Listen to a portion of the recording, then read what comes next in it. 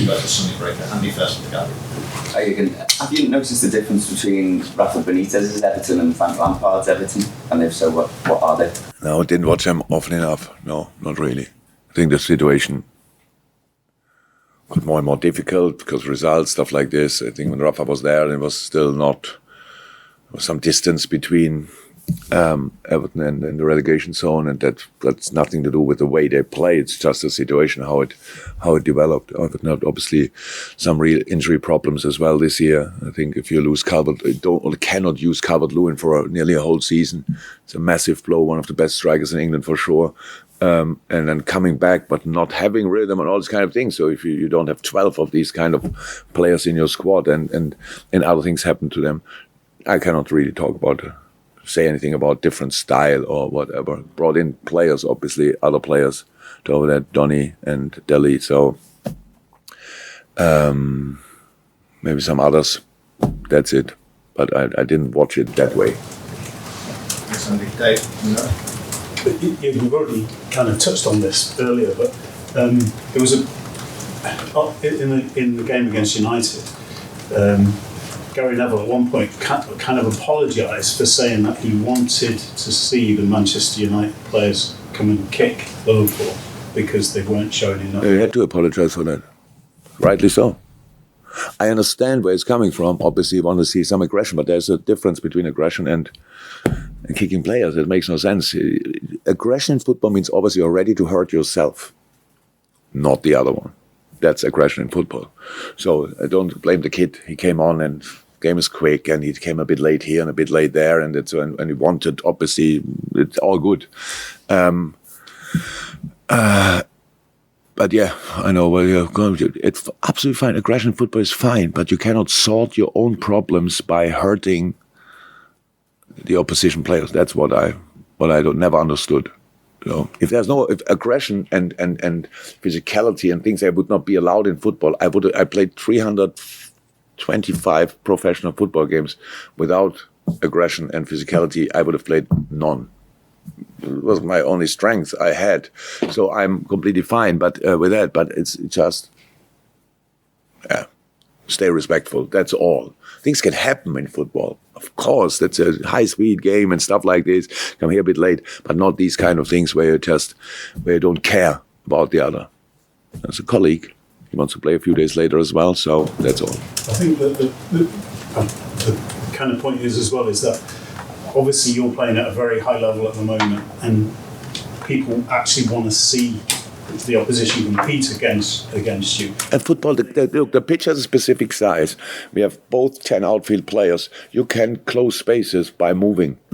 You don't have to close spaces by knocking somebody down who cannot walk anymore. So a lot of people misunderstand the whole but you need now my saying, and I said already too much, and I know exactly what especially Dom and the wonderful newspaper will make of this, and aggression and Everton and all these kind of things. So it's not what I'm saying. I say you are surprised about that. That's really hard now. So okay, but that's what you all will do. Sorry, then you feel better maybe with the things I said. And the end you will see all of a sudden it's like Klopp wants Everton to do this. No, I don't.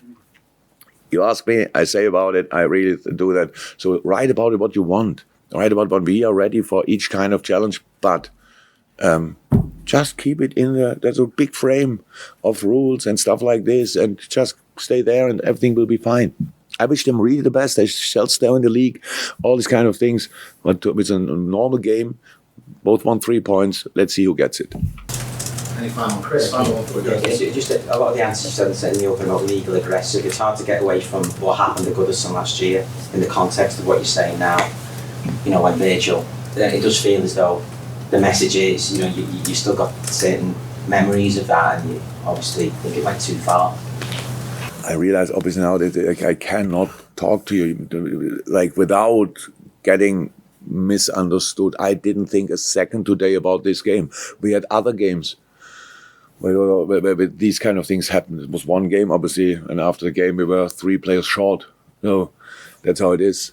But there were other games. That's how it is. And I said it after these games and before others and stuff like this. It's just, I have no absolute, it's all fine. It's all fine. Again, everybody fights for 3 points. That's really good. But these games are more emotional. Naturally, they are more emotional. But the emotion to do with challenges which should not be allowed. What has emotion to do with that? You want to fight. But doesn't mean to block balls, whatever. We have to do that. We block balls on the line. That's passion as well. These kind of things. It's all fine. Nothing. I don't want to really. I said already too much. Oh my God! I know what you all do with it. Now we have a real job to do. Question. Go on. I mean, Pep said yesterday that Liverpool are one of the best teams in the history of football. Now, I just wonder how you receive the compliment. Thank you very much, Pep. He knows that I can give it exactly back like this.